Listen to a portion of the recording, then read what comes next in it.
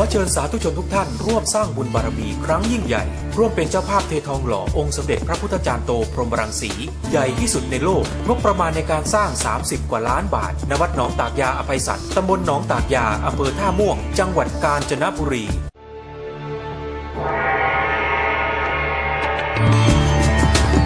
อานิสงส์ในการหล่อพระทำให้เป็นผู้มีเดชมีอำนาจมีวาสนาบารมีมีจิตใจที่มั่นคงกิจการงานเจริญรุ่งเรืองปราศจากศัตรูหมู่คนพาลและเพศภัยทั้งปวง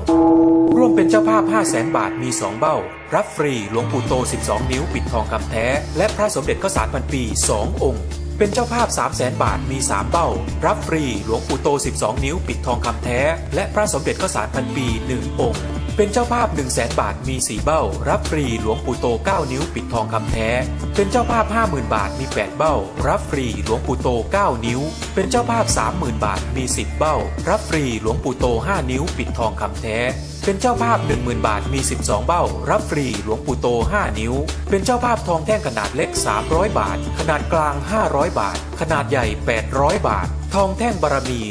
1,200 บาทหรือทำตามกำลังศรัทธาครั้งหนึ่งในชีวิต